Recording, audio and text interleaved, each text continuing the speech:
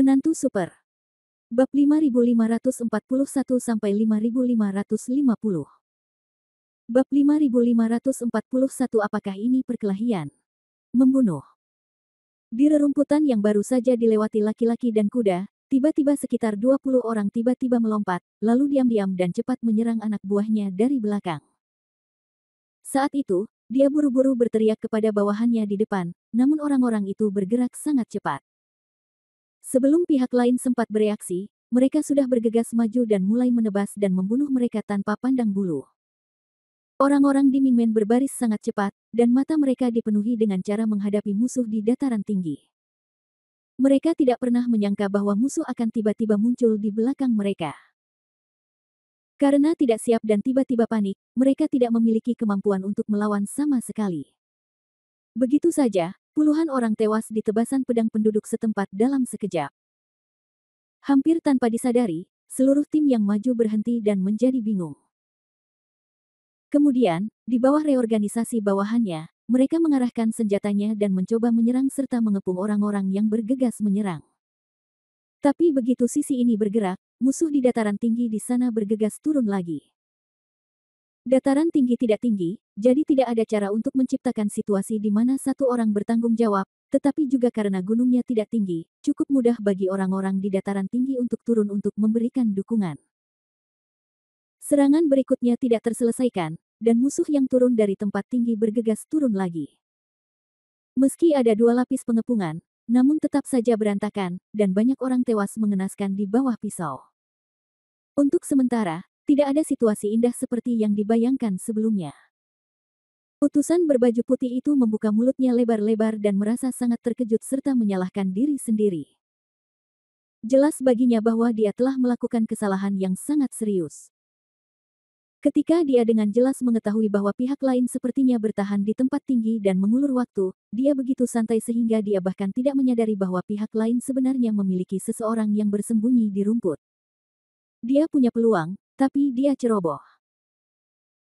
Pada saat itu, dia hanya melihat sekelompok orang di sisi lain menuju ke dataran tinggi, jadi dia secara visual berpikir bahwa mereka semua berlari, tetapi mereka hanya memilih sebagian kecil dari kelompok orang ini.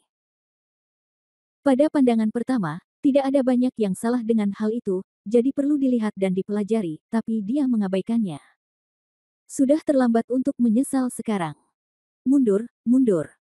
Mundur adalah satu-satunya cara.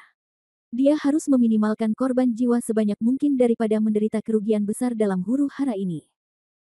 Dari hampir 10.000 orang, ratusan bahkan ribuan orang akan meninggal. Tapi itu soal teori, atau soal aritmatika. Perang sebenarnya adalah tentang persatuan dan moral. Anda memiliki begitu banyak orang, dan Anda melawan musuh dengan ratusan orang, tetapi mereka dibunuh tanpa pandang bulu. Jika korbannya serius, maka bawahan yang paling kuat pun akan merasa lemah. Karena tingkat korbannya terlalu tinggi, banyak orang tentu bertanya-tanya apakah mereka akan menjadi korban berikutnya. Ketika semua orang memiliki gagasan ini, tidak peduli seberapa kuat pasukannya, tidak peduli berapa banyak orang yang ada, mereka hanyalah tumpukan pasir lepas, yang dapat dihancurkan sepenuhnya oleh tendangan seseorang. Oleh karena itu, ketika situasinya tidak baik, hampir merupakan pilihan yang tidak dapat dihindari bagi semua komandan untuk menarik pasukannya. Tidak ada spekulasi mengenai hal ini, kecuali orang yang Anda kirim adalah tentara yang sudah mati. Namun tidak banyak tentara yang tewas di dunia. Sebagian besar tentara yang tewas disebabkan oleh perasaan atau keyakinan batin mereka sendiri, tetapi mereka hanyalah minoritas, dan seringkali, mereka sebenarnya tidak memiliki satu pun dari hal-hal tersebut. Jika tidak, mereka perlu dilatih dan dicuci otak sejak dini, baru setelah mereka benar-benar sukses barulah mereka bisa menjadi pejuang maut. Apakah ada tokoh terkenal? Tentu saja. Namun, kebanyakan ada di toko-toko terkenal, lagi pula Han Sanqian ada di sana. Dan ketika mereka keluar, mereka tidak pernah menyangka bahwa musuh akan begitu pintar dan kuat. Tentu saja, orang-orang ini tidak dibawa serta. Pasukan dengan cepat mendekat dan mundur sambil berkumpul kembali. Untung saja utusan khusus berbaju putih bereaksi cukup cepat dan mengeluarkan perintah dengan cukup tegas. Dalam kekacauan ini, meski dalam keadaan sangat malu, namun korban jiwa tidak terlalu besar. Hanya 100 orang yang tewas dan lebih dari 100 orang luka-luka, ini merupakan berkah besar di tengah kemalangan. Utusan khusus, ayo, bawahannya sangat tertekan, merasa sedih dan kesal lalu berlari menghampiri. Utusan khusus berbaju putih juga mengertakkan gigi, saya benar-benar tidak percaya lagi. Hanya ada 100 orang, dan kami tidak bisa memakannya. Beri saya perintah. Bab 5542 manusia berdarah. Bentak. Di sisi Han San Qian, gelembung darah di lautan darah telah berhenti tumbuh, dan tampaknya ada meriam udara kecil lainnya yang tumbuh lagi di dalamnya. Pertama kali dilindungi oleh gelembung besar dan berhasil berkembang hingga seukuran bola sepak, kemudian gelembung seukuran bola mulai melengkung dan membesar. Namun meski tumbuh miring, bentuk tubuhnya juga berkembang pesat. Pada akhirnya, terciptalah gelembung besar yang 10 kali lebih besar dari ukuran gelembung sepak bola di atas. Kedua gelembung itu saling menempel, seperti tangki air besar dengan bola kecil di atasnya. Setelah itu, gelembung-gelembung seukuran tangki air besar berhenti meregang dan mulai berubah bentuk, berangsur-angsur menjadi lonjong, namun 4 gelembung panjang juga muncul di sekelilingnya. Jika seseorang ada di sini, dia akan menemukan bahwa kedua gelembung ini perlahan terbentuk tiba-tiba tampak seperti sesuatu. Monyet, kera. Bukan manusia. Kedua gelembung berbentuk bola itu mulai terpisah, namun ada sambungan di tengahnya, bukankah ini lehernya? Gelembung berbentuk bola yang berubah bentuk ini relatif panjang, mirip dengan batang tubuh manusia, sedangkan 4 gelembung panjang yang terpisah berhenti sepenuhnya dalam proporsi tertentu. Jika bukan anggota tubuh manusia, benda apa lagi yang bisa mereka buat? Segera, gambarannya mulai menjadi semakin spesifik dan detail, hingga ia benar-benar menjadi manusia gelembung, dan kemudian menghentikan semua proliferasi dan pertumbuhan. Bentuknya agak meringkuk, agak mirip bayi di dalam perut ibunya, namun dibandingkan dengan ukuran bayi, ia terlihat sebesar pria dewasa. Panggilan. Meriam udara terluar mulai menyusut, dan gelembung di dalamnya sepertinya terpengaruh oleh tekanan yang ditimbulkan oleh penyusutan ini, dan mulai berubah bentuk lagi. Namun pergerakan deformasi dan amplitudo kali ini sangat kecil, hanya beberapa perubahan detailnya. Namun jika Anda perhatikan lebih dekat, Anda dapat melihat bahwa fitur wajah telah tumbuh di sana, begitu juga dengan jari tangan dan kaki. Hanya dalam beberapa menit, ia benar-benar berubah menjadi bentuk yang seharusnya dimiliki seseorang. Satu-satunya perbedaan adalah ia berbentuk gelembung dan transparan. Panggilan. Gelembung terluar kembali berguncang, kali ini bahkan terpaksa membuka celah. Kemudian, darah dan air dituangkan ke dalam lubang kecil itu. Namun anehnya ombak di luar sebenarnya sangat besar, sehingga tekanan di kedalaman ini juga sangat kuat, begitu ada bukaan, secara teoritis lautan darah akan mengalir masuk. Tapi ternyata tidak. Mengalir perlahan ke dalam gelembung besar seperti sungai. Terakhir, disimpan di bagian bawah meriam atmosfer. Setelah sekitar sepertiga dari kapasitas tercapai, kesenjangan tersebut ditutup.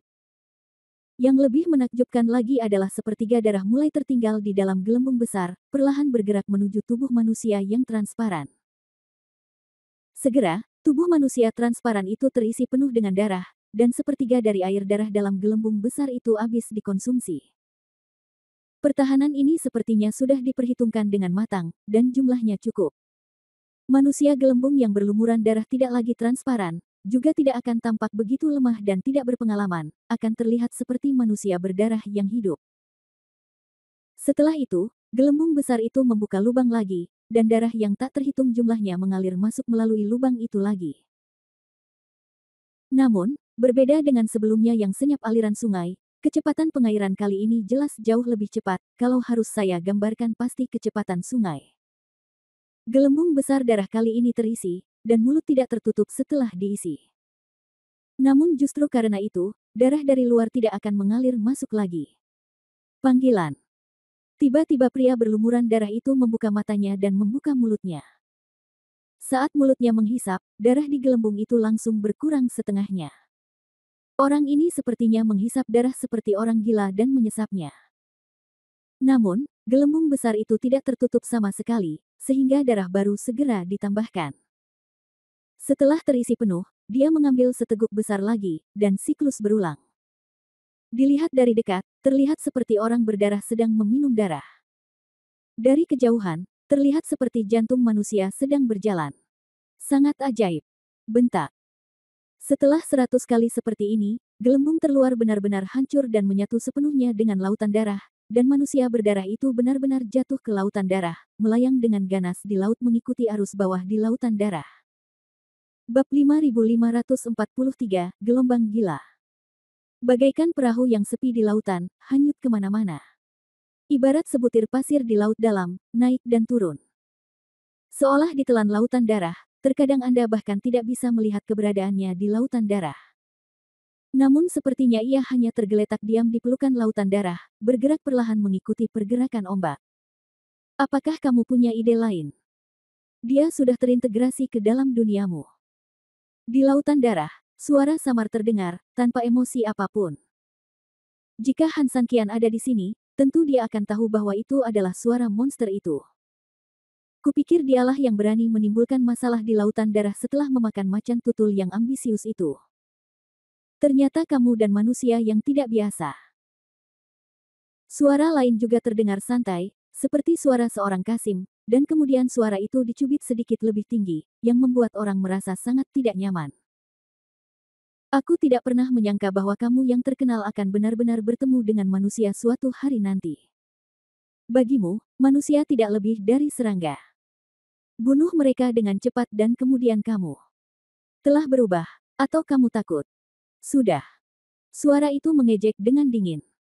Monster itu tidak marah, kamu tidak perlu mengkhawatirkan urusanku. Siapapun yang aku ingin menjadi musuh atau temanku adalah kebebasanku. Kualifikasi apa yang kamu miliki untuk peduli padaku? Tentu saja aku tidak memenuhi syarat untuk peduli padamu, aku hanya menganggapnya lucu. Ternyata sekuat apapun sesuatu itu, ia akan tetap ketakutan ketika akan mati. Ya, aku sedang berbicara tentang kamu. Aku takut. Siapa kamu di masa jayaku? Sepertinya kamu tidak jauh berbeda dengan kutu busuk itu, monster itu mendengus dingin. Meskipun aku tidak setuju dengan apa yang kamu katakan, aku akan memberimu wajah dan menganggapnya sebagai kebenaran. Lalu kenapa? Bisakah kamu kembali ke masa kejayaanmu? Kamu tidak bisa kembali. Kondisi tidak memungkinkan kamu untuk melakukannya kembali. Ke keadaan semula. Dunia sedang berubah, dan segalanya berubah. Anda juga harus menerima kenyataan. Jadi, inikah yang kamu sebut alasan mengapa monyet menjadi raja ketika harimau tidak ada di rumah? Monster itu mendengus dengan nada menghina. Inilah duniaku sekarang. Bahkan jika aku adalah monyet itu, aku harus menjadi raja para monyet. Dan kamu pikir kamu ini siapa? Harimau ompong atau singa tak berkaki? Pihak lain berkata sinis tanpa ada kesopanan. Demi wajahmu yang dulu mulia, jangan salahkan aku karena tidak memberimu satu langkah pun. Jika kamu pergi dengan patuh dan menunggu sampai aku membunuh anak ini sepenuhnya, aku bisa membiarkanmu bertahan dengan cara lain bersamaku. Meskipun, ini aku tidak bisa membawamu kembali ke puncakmu, tapi bagaimanapun juga, kamu bisa menjadi orang kedua setelahku. Suara itu melanjutkan.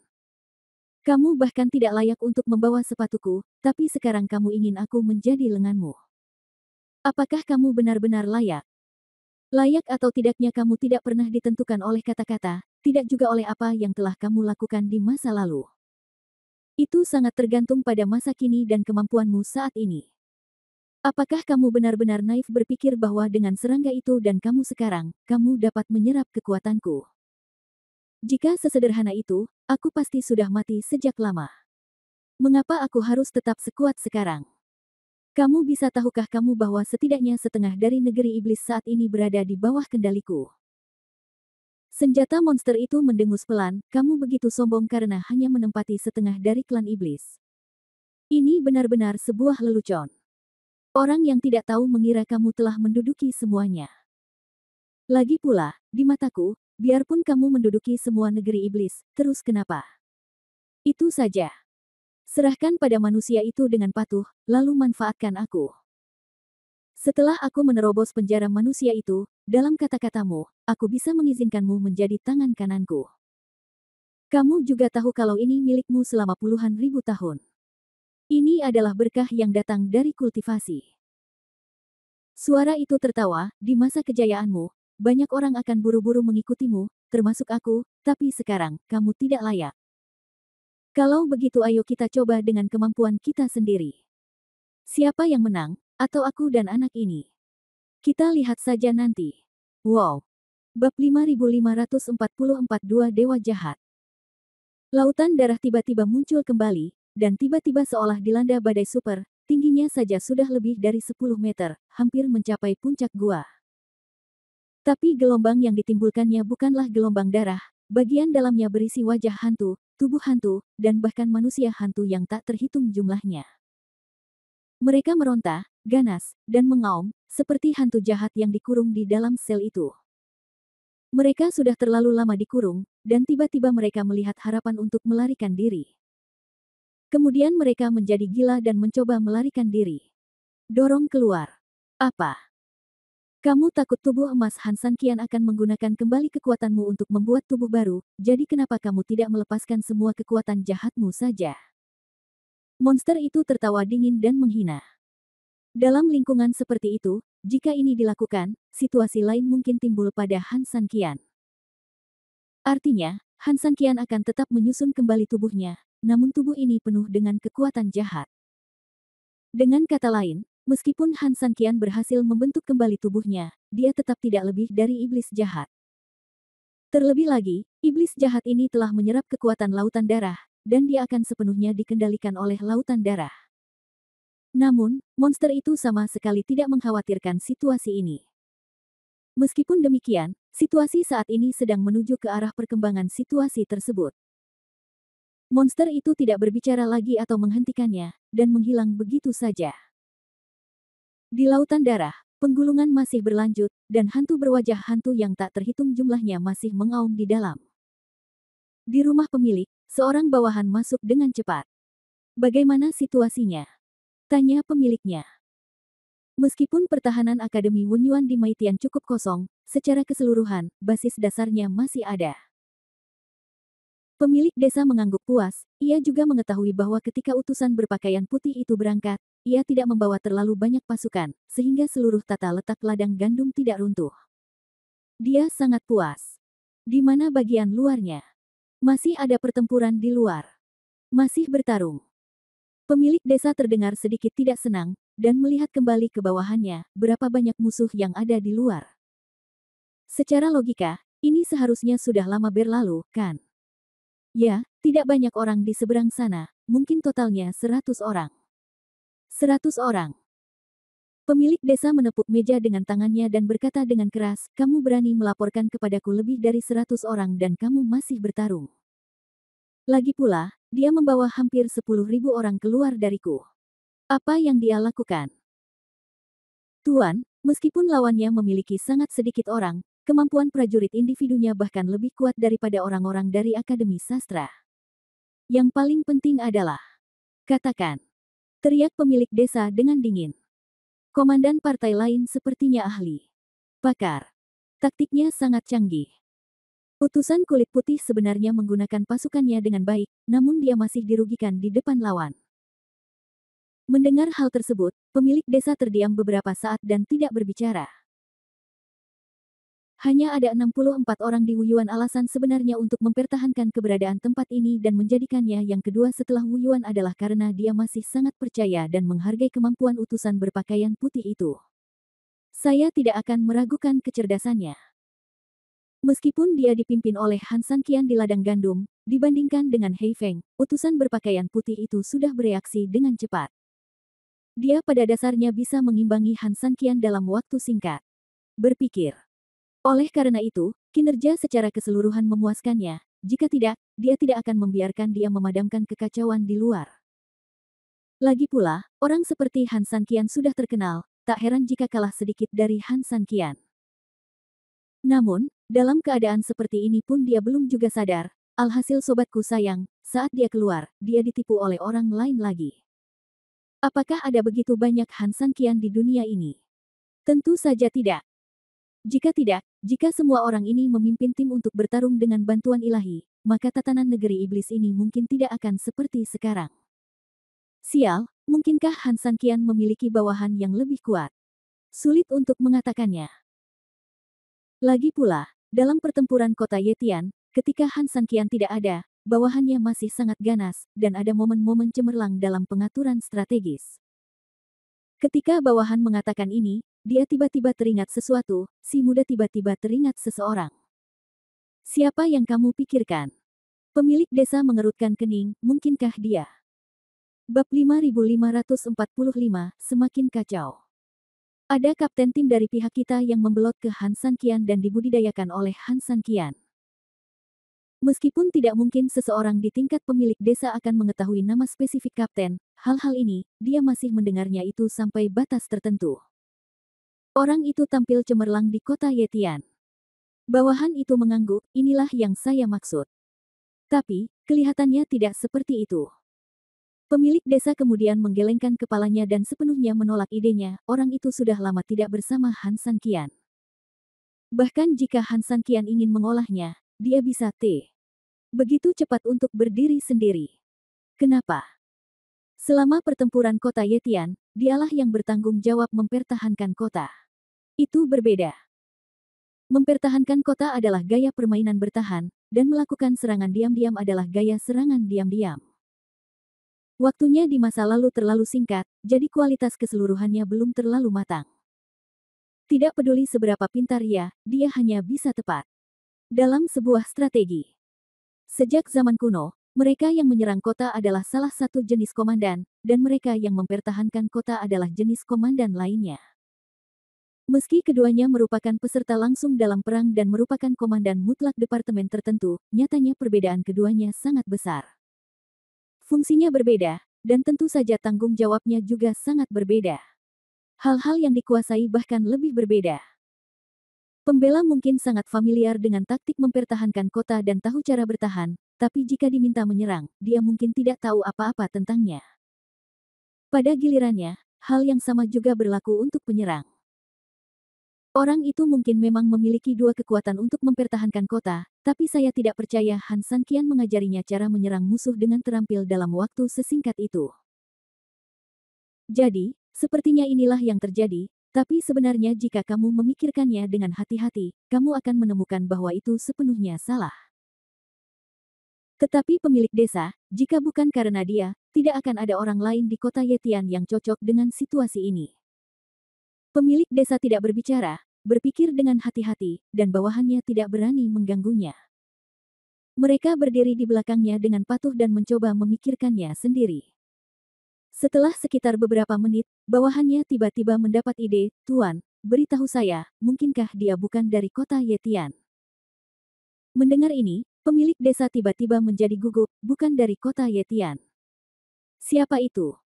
Di negeri iblis ini, mungkin tidak banyak orang yang berani menghadapi mereka, baik itu individu, sekelompok kecil kekuatan, atau keluarga. Kecuali, mereka adalah rival lama kami. Meski tidak terjadi apa-apa di permukaan, kedua kekuatan tersebut telah bersaing satu sama lain secara pribadi, lagi pula ini terkait dengan masa depan satu sama lain di negeri iblis. Oleh karena itu, jika seseorang mengetahui bahwa Han Sanqian menyebabkan masalah di desanya, dia pasti akan mengirimkan pasukan untuk mengganggunya di luar. Lawan lama kita telah bekerja keras di negeri iblis sejak lama. Meskipun mereka sudah tua, mereka memiliki dasar yang kuat. Tidak mengherankan jika ada begitu banyak komandan yang kuat. Apa yang dikatakan bawahanku memang masuk akal. Tetapi selama bertahun-tahun, mereka tidak berani menghadapi kami secara terbuka, dan kami juga memiliki beberapa keraguan dan tidak pernah berani menghadapi mereka secara langsung. Sekarang, apakah mereka akan mengambil risiko sebesar itu untuk Han Sanqian? Pertanyaan ini sepertinya tidak bisa dijelaskan. Han Sanqian bukan salah satu dari mereka. Menurutku mereka tidak bisa melakukan ini. Itu benar. Apa yang mungkin tidak pernah diharapkan oleh pemilik desa adalah bahwa hal inilah yang secara tidak sengaja dia pikirkan adalah kebenaran esensial dari masalah tersebut. Tapi ini tidak bisa disalahkan padanya, karena dia tidak mengetahui hubungan mendalam antara Han Sanqian dan Lu Ruoxin, dan dia tidak pernah menyangka bahwa salah satu keluarga Lu, salah satu dari 3 keluarga dewa sejati, akan berkolusi dengan iblis. Pasukan Putri. Dari sudut pandangnya, pengecualian yang dilakukannya sebenarnya tidak menjadi masalah sama sekali. Hanya saja dunia memang seperti ini, terkadang apa yang menurut Anda paling mungkin sebenarnya adalah yang paling kecil kemungkinannya, dan hal yang Anda anggap paling kecil kemungkinannya adalah yang paling mendekati kebenaran. Biarkan pasukan di luar meningkatkan serangan. Itu masih permintaan sebelumnya. Kamu harus menyelesaikan masalah di luar dengan baik untukku. Iya. Bawahan itu menerima perintah itu, lalu menatap ke arah pemilik desa. Apakah ada situasi baru di Laut Darah sana? Pemilik desa melihat sekilas perbedaan bawahannya dan bertanya dengan tergesa-gesa. Ya, sesuatu yang sangat aneh terjadi. Bab 5546 suatu hal yang sangat aneh. Oh, ada yang aneh. Lautan darah sangat penting. Secara alami, tidak ada yang bisa terjadi di sana. Ketika mendengar ini, pemilik desa secara alami sedikit khawatir. Selain itu, Han Sanqian ada di sana sekarang, jadi tentu saja dia lebih khawatir. Yang terakhir tentu saja inilah kata kunci di atas. Keanehan. Tuan, saya tidak tahu, tetapi lautan darah saat ini sangat ketat. Tidak hanya orang-orang yang memasuki lautan darah dan mulai menyergap, tetapi juga saudara-saudara kita di luar pintu bawah tanah, dapat mendengarnya sangat jelas. Di lautan darah, terdengar suara tangisan hantu dan lolongan serigala yang nyaring. Dan apa yang kami amati di bagian hilir Laut Darah adalah fluktuasi di Laut Darah sangat besar. Kami menduga mungkin ada masalah di hulu. Lagi pula, sampai saat ini perang belum selesai. Oleh karena itu, jika situasi tidak dijaga, masih ada sesuatu yang terjadi di hulu yang berdampak pada kami. Pemilik desa mengerutkan kening, jika ketinggian air dalam darah turun, ini mungkin ada hubungannya dengan hal di atas, tetapi jika Anda ingin mengatakan ini, sepertinya itu tidak tepat. Ada jarak 11 mil di antara mereka. Betapa besar pergerakan yang akan menyebabkan lautan darah di sini bergejolak. Seharusnya Han Sanqian, tapi apa yang dilakukan Han Sanqian di lautan darah hingga membuat keributan besar. Pemilik desa juga sedikit terkejut. Meskipun Suehai perlahan-lahan dibangun sejak villa itu didirikan, dan dia telah bertanggung jawab atas yurisdiksi dan pengelolaannya selama bertahun-tahun, tetapi ketika ini terjadi pada Suehai, gadis besar itulah yang naik ke kursi sedan, dan itu berantakan. Bawahanku juga tidak mengetahui hal ini. Kami bertanggung jawab untuk mendeteksi lautan darah, tapi kami belum pernah melihat yang seperti ini. Mendengar ini, pemilik desa mengangguk, kamu keluar dulu untuk melakukan apa yang baru saja saya perintahkan. Setelah instruksi selesai, kamu tunggu di luar sementara saya bertanya kepada atasan bagaimana situasinya. Ya. Bawahan itu mengundurkan diri dan menutup pintu di belakangnya. Setelah memastikan bahwa bawahannya telah pergi, pemilik desa berdiri dan mengeluarkan batu berwarna merah darah dari kotak yang terkunci. Dengan gerakan tangannya, seberkas energi menghantam batu berwarna merah darah secara langsung, dan batu berwarna merah darah itu tiba-tiba memancarkan cahaya yang menyilaukan. Pemilik toko terkenal, silakan temui Yang Mulia jika Anda memiliki pertanyaan.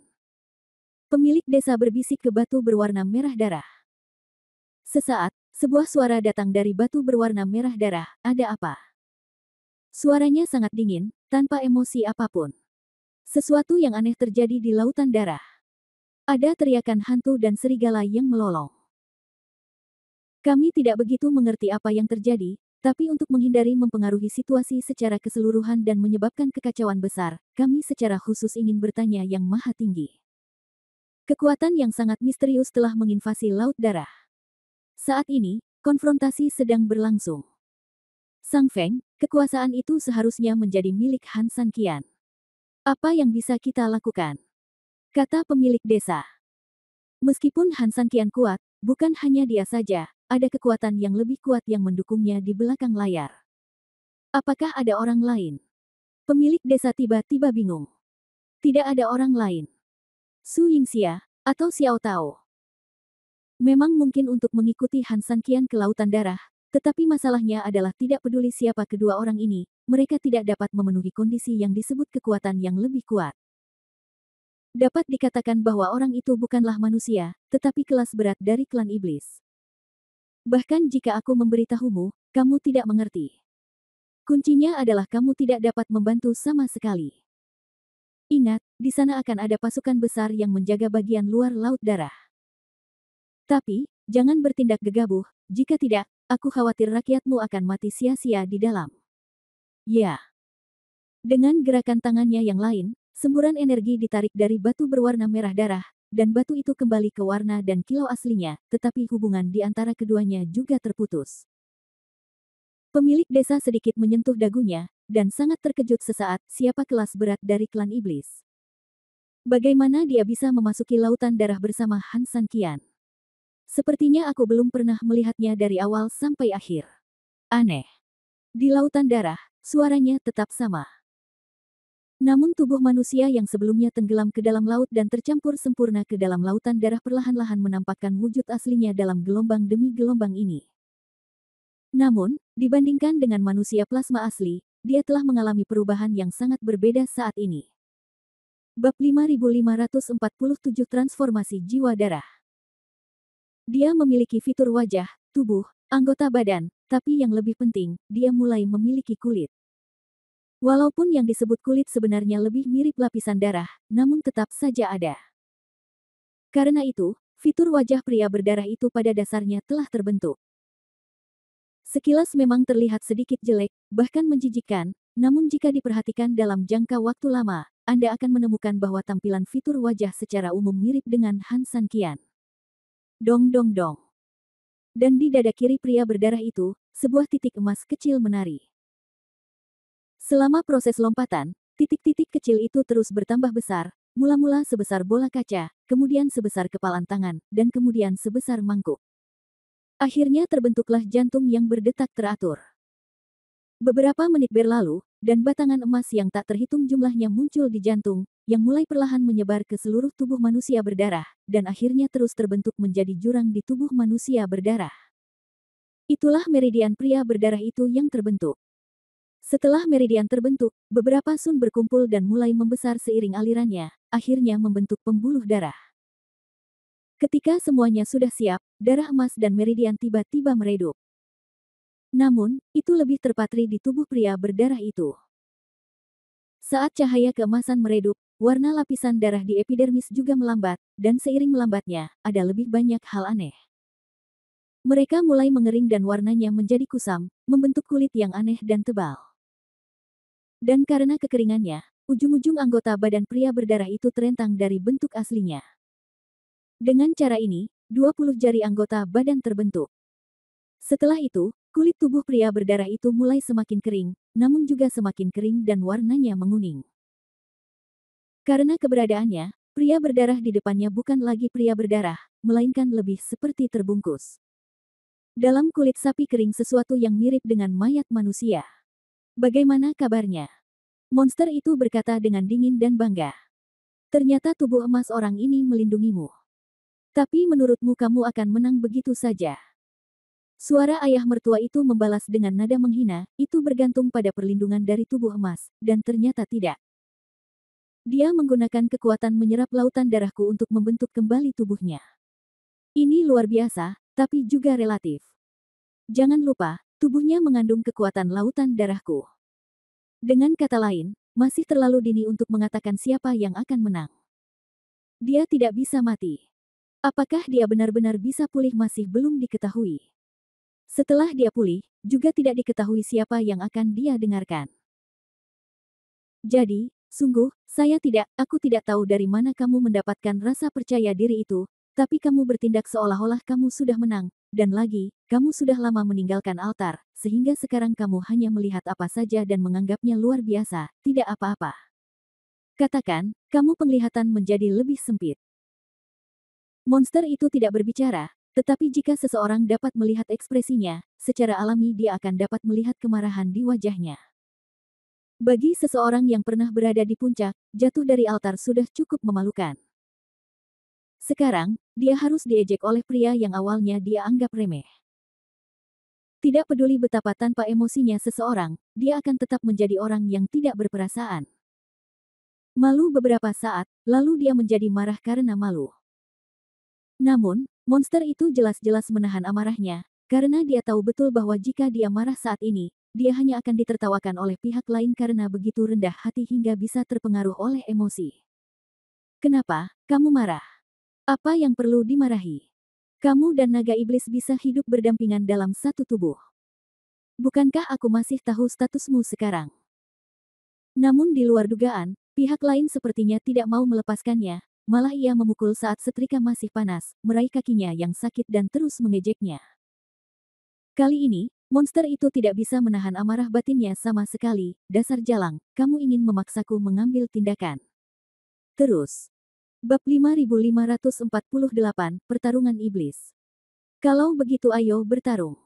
Monster itu meraung dengan marah. Dengan identitas dan statusnya, dia tak tersentuh. Bahkan sekarang, kekuatannya telah rusak parah karena disegel selama bertahun-tahun, tetapi orang-orang dengan posisi tinggi selalu berada di posisi tinggi. Kebanggaan di hati saya tidak ada bandingannya. Pendudukan alami atas posisi dan aura raja yang mutlak tidak akan pernah pudar. Tentu saja, dia memang layak menyandang gelar tersebut. Bagaimanapun, meskipun dia telah disegel selama bertahun-tahun, meskipun dia dikepung oleh begitu banyak orang dan terluka parah serta belum pulih, dia masih bisa mengalahkan Han San Qian, yang berada di dunia 8 limbah saat ini. Dia sudah bisa dianggap sebagai master dari karakter tertentu. Oleh karena itu, kekuatan dan identitas yang mendominasi semacam ini ditakdirkan untuk membuat dia tidak mungkin memiliki kesabaran ketika dia terprovokasi. Seorang raja tidak pernah mengizinkan siapapun menantang martabatnya. Ayolah, cepat atau lambat akan ada pertarungan di antara kita. Mengaum. Di lautan darah, tubuhnya tiba-tiba berubah, dan bayangan hitam tiba-tiba menimpanya. Bayangan hitam ini tingginya sekitar 10 meter dan lebarnya puluhan meter, namun meski begitu besar, ia hanya setetes air di ember tubuhnya. Karena ia terlahir di lautan darah, sebagian besar tubuhnya hampir seluruhnya terendam lautan darah, yang terlihat di atas sepertinya hanya bagian atas tubuhnya saja. Ruangnya sangat terbatas, jika seluruh bentuk tubuhnya terlihat, pasti akan menjadi raksasa super setinggi beberapa ratus meter. Hah, Gajah Dharma. Monster itu mendengus dengan nada menghina, saat aku memainkan ini, kamu masih berupa sebongkah tanah liat. Mengaum. Aura hitam tiba-tiba muncul dari tubuh berdarah itu. Dibandingkan dengan monster itu, meski tidak sebesar itu, ia masih cukup mencolok. Untuk sementara, ia cukup setara dengan lawannya. Huff, apakah ini berarti kamu bisa lebih baik dariku? Itu hanya lelucon, itu hanya berarti kamu terlalu tua. Seperti kata pepatah, ombak di belakang sungai yang mendorong ombak ke depan. Kamu sudah tua, dan kamu seharusnya sudah lama turun tahta untuk memberi jalan bagi orang lain. Anda harus membantu keturunan Anda. Setidaknya, Anda dapat hidup di usia tua yang stabil, jika tidak, saya khawatir Anda tidak akan dapat bertahan hidup di usia tua Anda. Sang ayah mertua terdengar sombong. Huff. Kamu sendiri yang memenuhi syarat untuk mengatakan bahwa aku sudah tua. Bukankah kamu seharusnya tahu bahwa tua masih lebih panas dari tua? Ledakan. Dua bayangan hitam melesat ke depan, dan untuk sesaat, mereka saling terkait dan menyerang satu sama lain. Lautan darah mendidih dan meledak satu demi satu pada saat yang bersamaan. Para prajurit yang masuk dari pintu bawah tanah semuanya bersiap untuk pertahanan di pantai. Mereka awalnya ingin menunggu Han San Qian menyerang segera setelah dia keluar. Namun, kemunculan dua bayangan hitam besar secara tiba-tiba sangat mengejutkan mereka sehingga mereka berdiri di sana dengan bodoh, tidak tahu bagaimana harus merespons. Menghadapi ledakan yang tiba-tiba, sekelompok orang secara alami tidak dapat mengelak. Jika mereka diserang secara langsung oleh kekuatan ledakannya, tentu saja mereka akan langsung tertiup darah di tempat, mereka bahkan tidak akan mengerti bagaimana mereka mati, dan mereka akan mengucapkan selamat tinggal sepenuhnya pada dunia ini. Sangat disayangkan bagi mereka yang tidak terkena dampak langsung setelah ledakan, baik dekat maupun tidak jauh, namun sulit untuk menyelamatkan nyawa dalam ledakan tersebut. Banyak orang yang langsung terlempar di tempat, hantaman dahsyat tersebut tidak hanya membuat badan mereka rusak parah, bahkan ada yang kehilangan tangan dan kaki di tempat, yang lebih parah lagi, kepala mereka bisa saja hancur. Ledakan ini sangat kuat sehingga hampir sulit bagi orang untuk menahannya. Beberapa orang yang bereaksi sedikit lebih cepat segera memasang perisai pelindung energi, tetapi mereka sama sekali tidak mampu menahan dampak dari pihak lain, dan mereka hampir terkoyak dan terkoyak. Hancur. Tapi setidaknya mereka menyelamatkan hidup mereka. Sebagai komandan sementara tim, Lu Tianyao ketakutan dengan ledakan yang tiba-tiba dan menjadi pucat. Terutama ketika dia menoleh ke belakang, dia melihat ratusan tentaranya telah jatuh, dan beberapa dari mereka sudah menghilang. Meninggalkan ruang kosong yang luas, dia langsung berteriak, "Mundur, mundur, kita semua mundur 30 meter." Tim segera mundur, dan Lu Tianyao tidak berani gegabah sama sekali. Sambil menatap tajam kedua sosok hitam yang saling menyerang di lautan darah, dia memimpin tim untuk diam-diam mundur ke lokasi yang lebih aman. "Kapten, ini apa yang terjadi di lautan darah? Kenapa ada perkelahian?" Seorang bawahan dekat memandangi dua bayangan hitam yang menjulang tinggi di lautan darah dalam kebingungan. Mau tak mau aku merasa berbulu. Aku juga ingin tahu apa yang terjadi. Meskipun aku sudah menebak apa yang mungkin terjadi, tapi seharusnya tidak begitu. Lu Tianyao menatap. Bab 5549 Leluhur. Bawahannya juga cukup pintar, dan bagaimanapun juga, mereka telah mengikuti Lu Tianyao sejak lama, dan pekerjaan sehari-hari mereka berkaitan erat dengan lautan darah. Oleh karena itu, ketika dia melihat ekspresi kaptennya, dia segera teringat pada salah satu legenda. Darah sekelompok wanita bersifat yin dan cukup murni, namun bila dikumpulkan tetap hanya seonggok darah saja.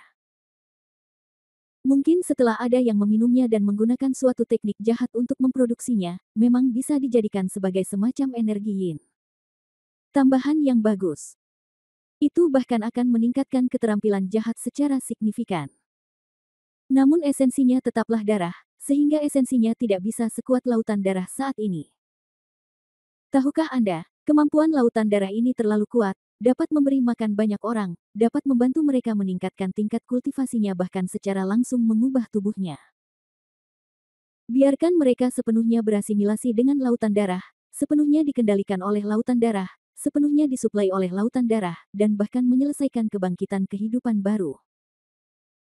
Oleh karena itu, dalam analisis akhir, terdapat perbedaan mendasar yang sangat besar antara lautan darah dan darah.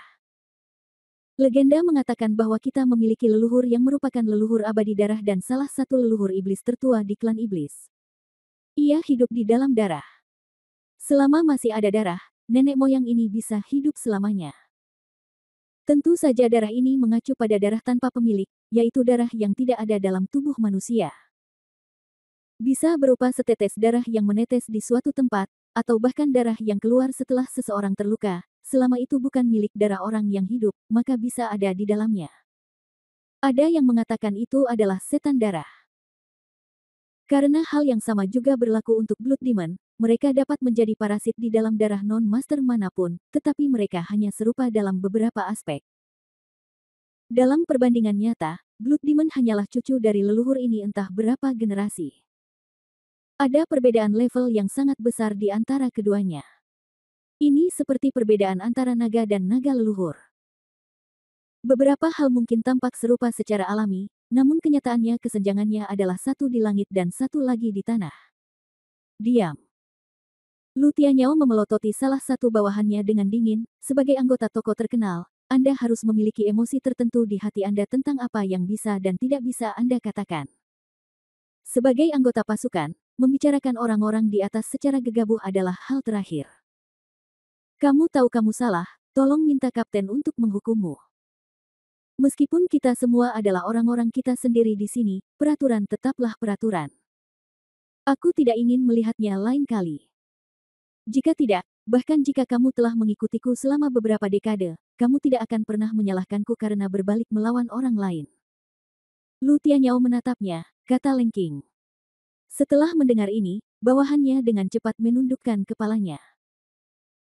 Meskipun dia dan Lu Tianyao memiliki hubungan atasan bawahan, keduanya adalah teman baik secara pribadi, mereka bahkan bukan saudara, tetapi mereka lebih baik dari saudara. Selama bertahun-tahun, Lu Tianyao tidak pernah tersipu pada dirinya sendiri, tapi hari ini. Lu Tian menggelengkan wajahnya menjadi merah, dan di depan banyak orang. Dia tahu bahwa dia secara tidak sengaja mengatakan sesuatu yang seharusnya tidak dia katakan di saat penasaran.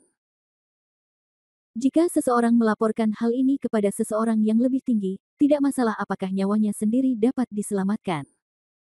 Bahkan Lu Tianyao, atasannya, pasti akan mati akan terlibat dan dihukum. Hal ini sama sekali tidak berlebihan, karena di desa-desa ini sudah ada pelarangan sejak lama, segala sesuatu yang menyangkut atasan, sekalipun hanya spekulasi, sekalipun hanya desas-desus, tidak boleh disebarluaskan dan dibicarakan dengan orang lain. Ya, itu hanya pembicaraan singkat. Setelah meliriknya, dia melihat bahwa dia memiliki sikap yang baik. Lu Tianyao juga sangat mengenal saudaranya, jadi dia tidak mengatakan apapun untuk sementara waktu. Ia mengangkat matanya dan melihat ke lautan darah, melihat dua sosok hitam itu masih saling serang.